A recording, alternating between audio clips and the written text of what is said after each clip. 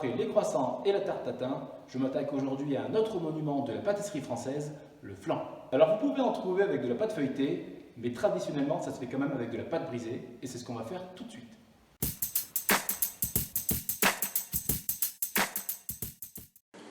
Alors j'ai longtemps hésité. Est-ce que je devais vous montrer la méthode de la pâte brisée avec ce type de robot que tout le monde connaît ou son équivalent? Mais je me suis dit que très souvent, les recettes étaient intégrées, qu'elles fonctionnaient très bien et que par conséquent, vous n'auriez pas besoin de moi pour ça. Après, pourquoi pas ce type de robot que moi personnellement j'utilise, mais tout le monde n'en a pas à la maison. Du coup, je me suis dit qu'on allait faire simple et qu'on allait le faire à la main. Allez, ne vous inquiétez pas, ça va bien se passer, on commence tout de suite. Commencez par déposer la farine sur votre plan de travail.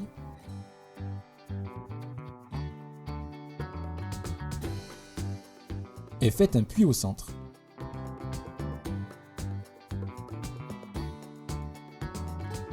Venez y déposer le beurre.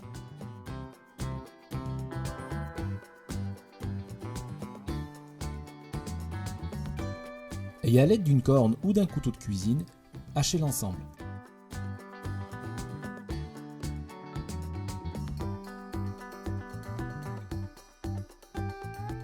Continuez jusqu'à obtenir une poudre fine sans beurre apparent.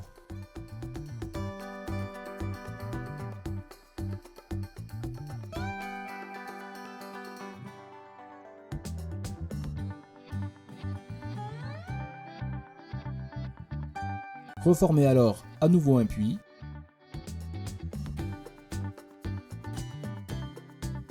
Et versez le jaune d'œuf.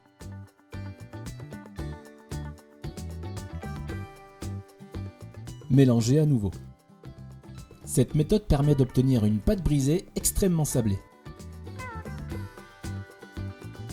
Lorsque vous obtenez la même texture qu'auparavant, reformez un puits.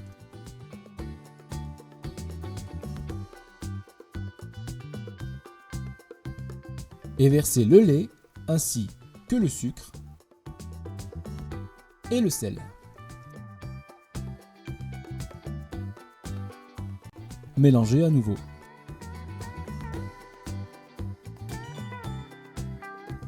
Au bout de quelques minutes, le mélange a légèrement jauni et on obtient une texture qui est proche de celle du sable. À certains endroits, la pâte commence même à s'agglomérer comme ici. Faites alors une boule.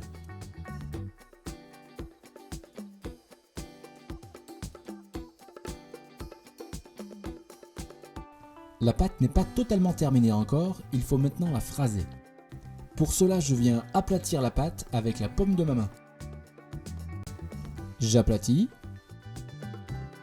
je ramène, je fais un quart de tour et je recommence. Faites ceci plusieurs fois, mais attention à ne pas trop travailler la pâte, sans quoi vous pourriez lui donner de l'élasticité.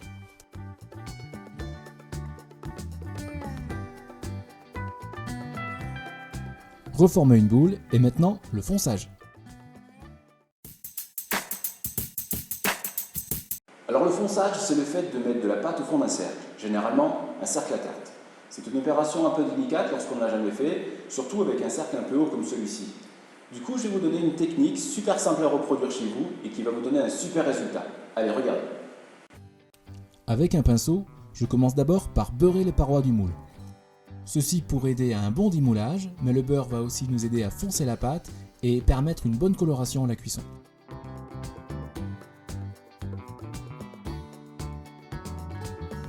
Je reprends maintenant la pâte que je viens de pétrir et je la place sur une feuille silicone ou éventuellement du papier cuisson.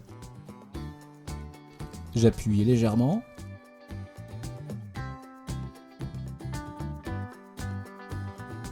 Je recouvre d'une deuxième feuille et au rouleau, j'abaisse la pâte sur une épaisseur d'environ 3 mm.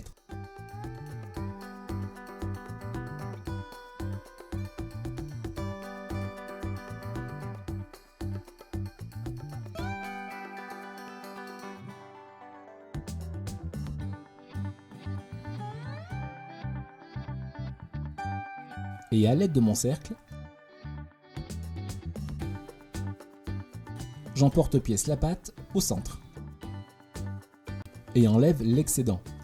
J'ai maintenant mon fond de pâte.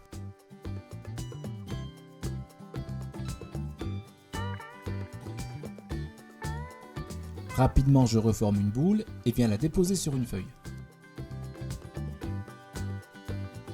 et je renouvelle la même opération.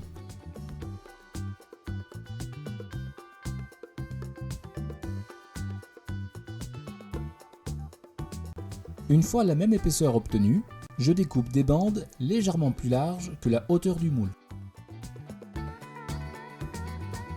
À la maison, utilisez une règle et un couteau de cuisine.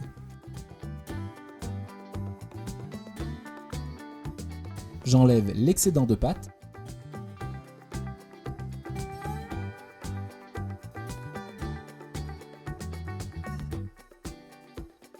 Et je viens inciser les extrémités afin d'avoir quelque chose de bien régulier.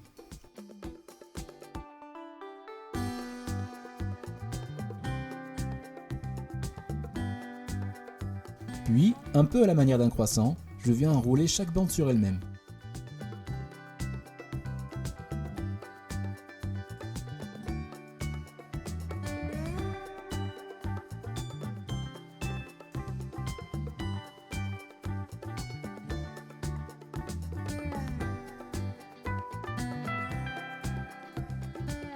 Je prends un rouleau et viens le plaquer contre les parois du moule.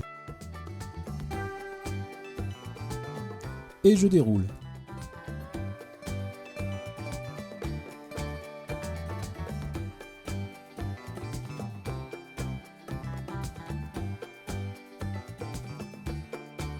Faites la même chose avec le deuxième rouleau.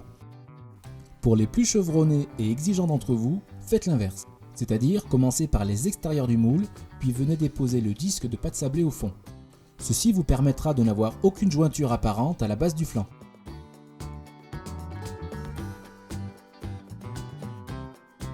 Veillez à ce que la pâte forme un angle droit, puis venez la replier sur les bords du moule.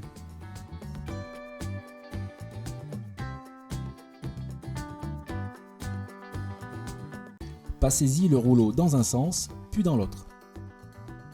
Le fond de notre flan est maintenant terminé, passez-le au congélateur le temps de préparer la crème pâtissière.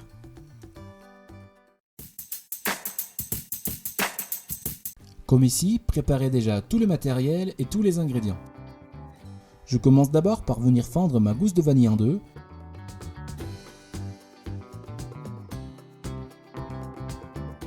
Puis, avec le dos de mon couteau, je viens gratter les graines à l'intérieur.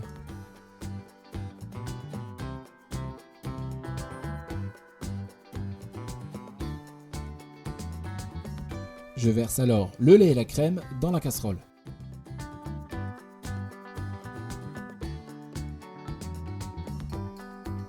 Je lance en feu moyen et viens y déposer mes graines de vanille ainsi que ma gousse entière. Je laisse infuser l'ensemble le temps de m'attaquer au reste de la préparation.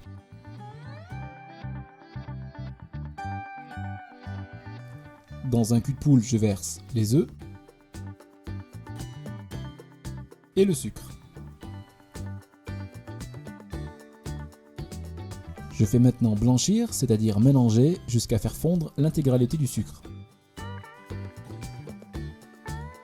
Une fois cette opération réalisée, je rajoute l'amidon ou la fécule tamisée.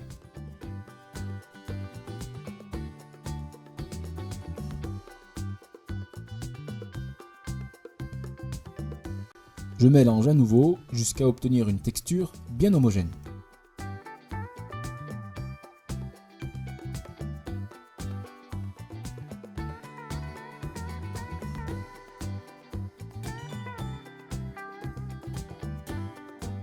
Lorsque vous obtenez un mélange assez fluide, comme ici, portez le lait à ébullition.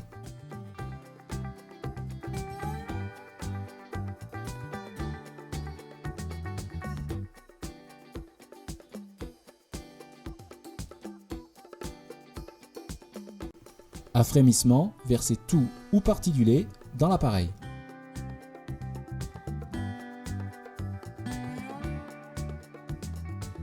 Mélangez.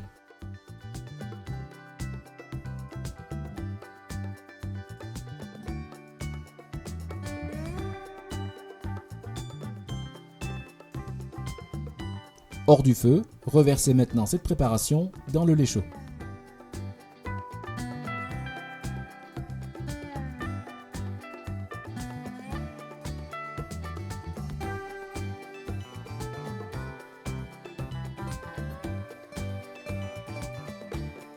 Remettez à cuire d'un feu moyen à vif.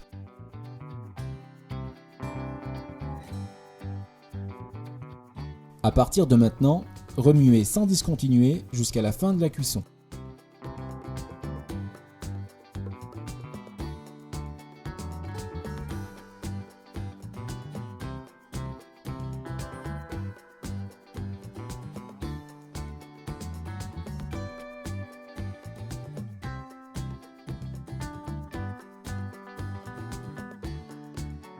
Lorsque la crème arrive à ébullition, fouettez énergiquement pendant environ 1 minute.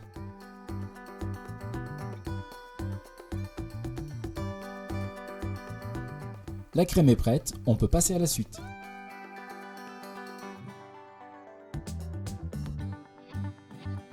Je retire maintenant les gousses de vanille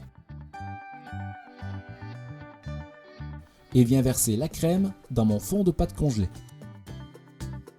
Si vous voulez un flan sans pâte, c'est possible. Versez cette crème directement dans un moule silicone et faites cuire tel quel.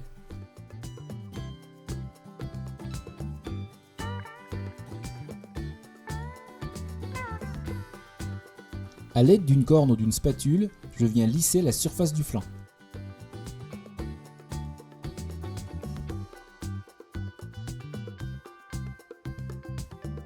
Le flan est prêt à être enfourné dans un four préchauffé à 180 degrés pendant 1 heure.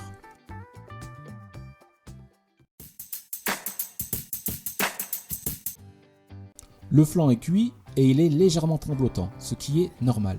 Dès la sortie du four, avec un pinceau, nappez la surface du flan avec de la gelée d'abricot chauffée et diluée ou du nappage blanc. Vous pouvez voir que le flan a pris une belle coloration brune, ce qui va lui apporter des notes caramélisées, ce qui marche très bien avec la vanille. Attention cependant à ne pas trop pousser la cuisson, il ne faudrait pas brûler le flan.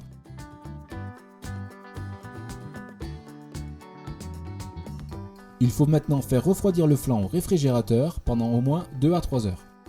Et voilà! Notre flan a passé plusieurs heures au frigo, il est maintenant prêt à être dégusté. Alors c'est une recette super simple, mais c'est de la bombe tellement c'est bon. A bientôt sur la chaîne, ou à bientôt chez vous.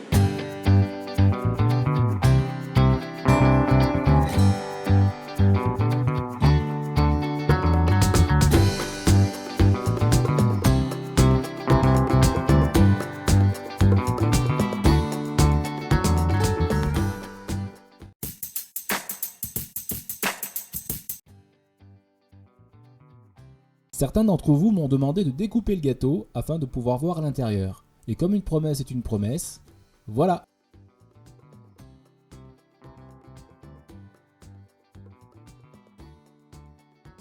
Il est super vanillé et super moelleux. J'espère que vous allez vous régaler. À bientôt!